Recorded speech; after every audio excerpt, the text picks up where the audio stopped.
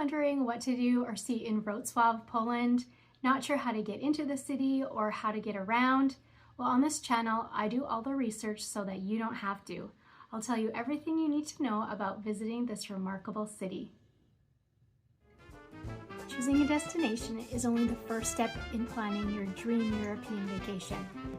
After you've chosen where to go, all the hours of research, planning, and booking begins. This can be frustrating and overwhelming. I will cover all the exact itineraries, logistics, expert tips and tricks so that you aren't burnt out before you even depart. This video is part of my larger Polish itinerary. I will put the link to that video here, and they'll also be in the show description. Also in the show description are links to some of the sites that I talk about on this video. So I don't talk about exact opening times in this video because a lot of the times they're changing, especially by season, so just check that out. And also I don't tell exact costs for things because those prices change as well. So check those two things out before you head to Wrocław. A little history into the city. So this is the third largest city in Poland with a population of about 675,000 people. It's been part of many different empires or countries throughout the years. So it's been part of the Empire of Poland, part of the Habsburg monarchy, Germany, Prussia, Kingdom of Hungary, and the Kingdom of Bohemia. It was actually German-speaking until right after the war when it was given to Poland. Before that, its German name was Breslau, I think is how you say it. In January of 1945, there was a 3-month siege of the city, and 18,000 people died in the snowstorms trying to escape the city. During the siege, a large part of the center of town was demolished and used for an airfield. After the war, about half of the town had been destroyed, as well as 80,000 citizens had died. Here are a few fun facts. So the city is known as the Venice of Poland because it is actually built on 12 islands and it is surrounded by rivers and canals, and there are a lot of bridges and footbridges throughout the city. The actual number is disputed, but there are around 130 bridges. Another fun fact is the gnomes and dwarfs throughout the city. These gnomes started popping up around 2003. They were made to commemorate the Orange Alternative movement, which was an anti-communist movement, and the elves or the dwarves were a symbol of that movement. And now there are over 600 in the city. They all have different personalities. They're really small, they're about 10 inches high, and it's really fun to go around and kind of make a game of finding all of the gnomes or dwarves throughout the city. There's some on buildings, some on the ground, some on lampposts, all over. So Wrocław has an airport. It's the Nicholas Copernicus Airport, and it has some flights from other cities in Poland as well as other cities in Europe. And to get to the city from the airport, you take the 106 bus to this bus stop that I can't say, and then from there you can get other public transportation or taxis or Ubers to your hotel. You can also take taxis right from the terminal as well. Wrocław is really well connected by train.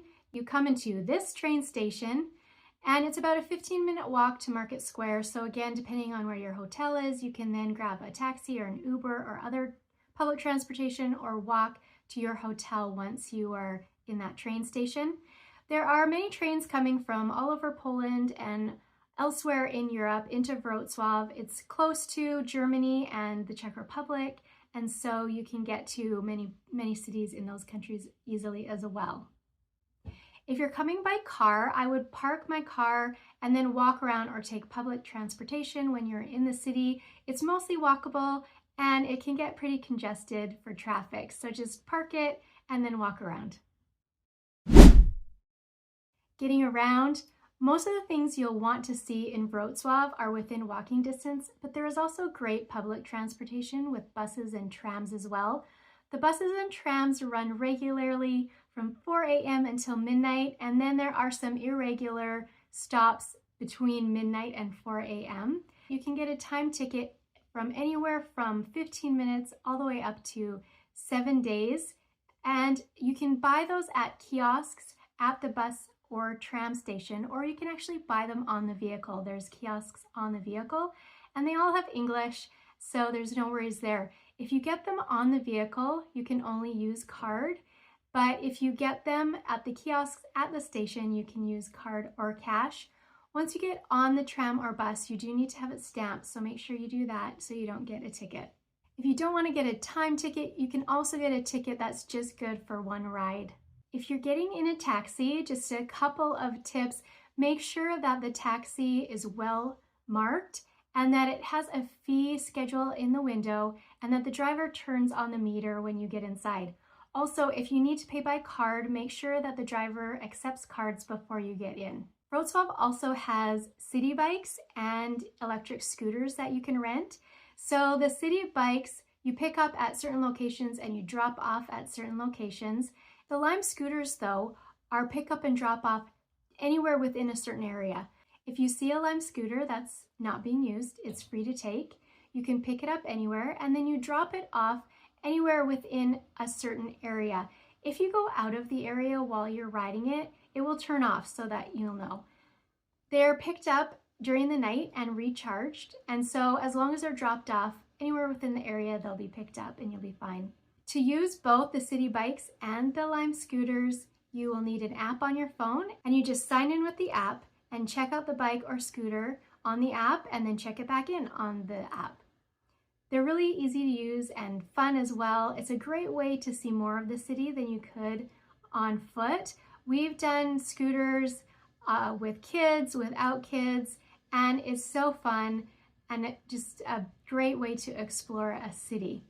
Just a word of caution though, the meter is always running, so if you stop into a store or a cafe, make sure to turn it off so you're not being charged for the time you're sitting there. Also, if it's on the street, not being used, then it's free to pick up as well. So somebody might come by while you're having lunch and take the scooter.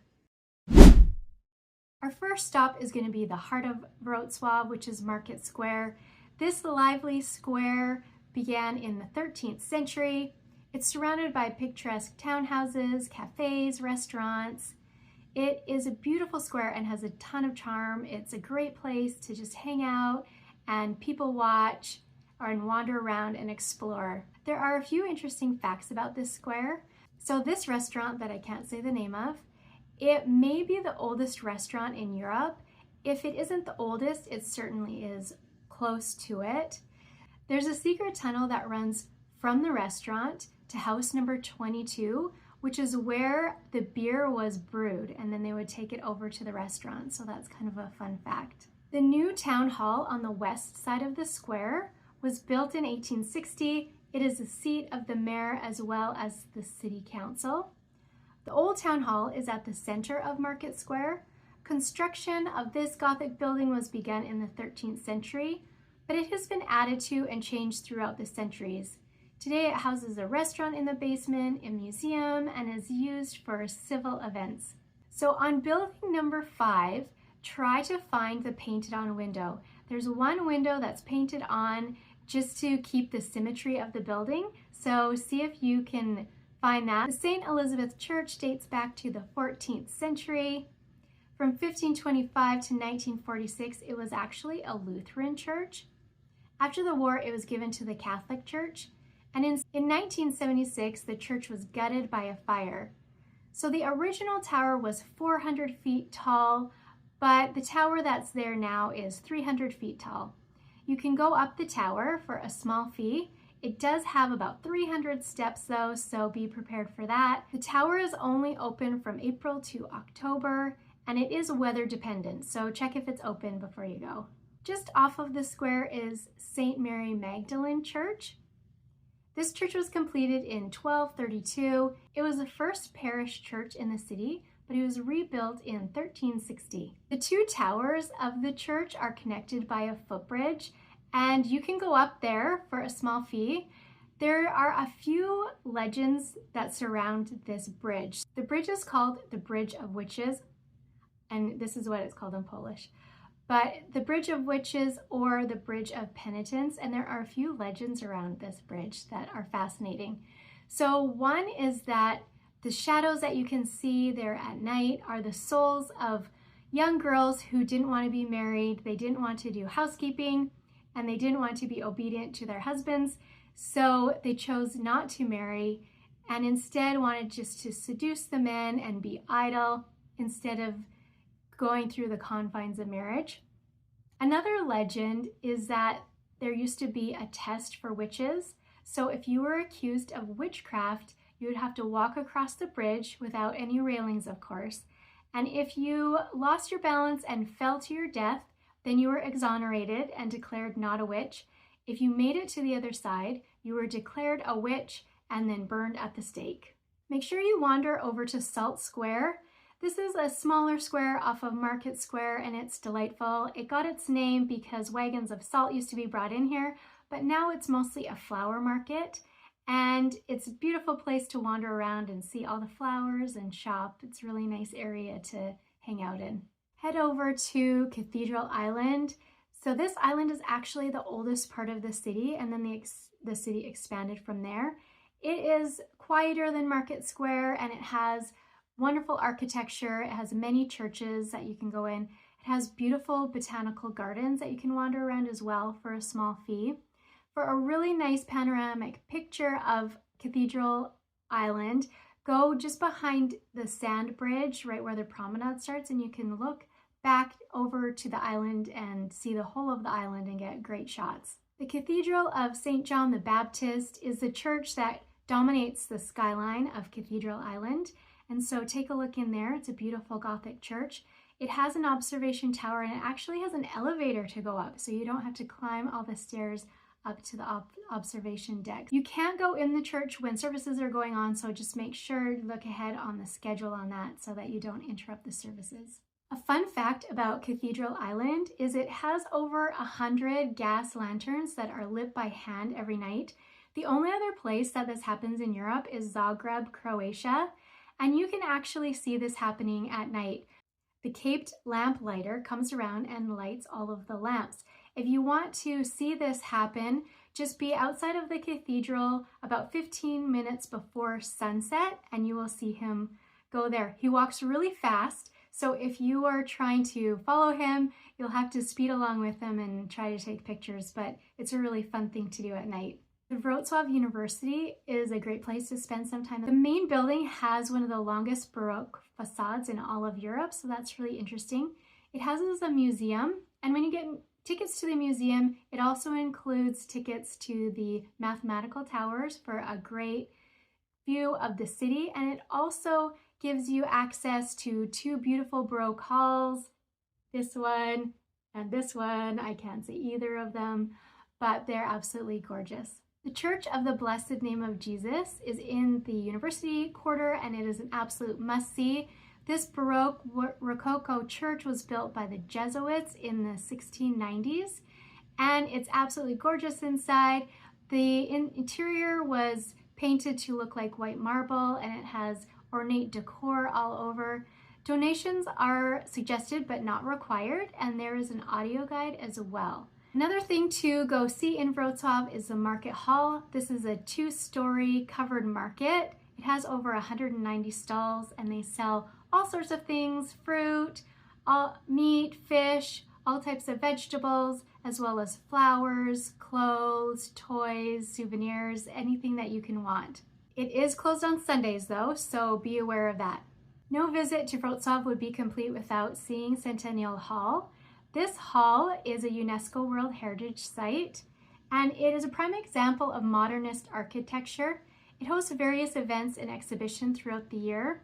It was built in 1913, and it was the largest reinforced concrete structure in the world at the time.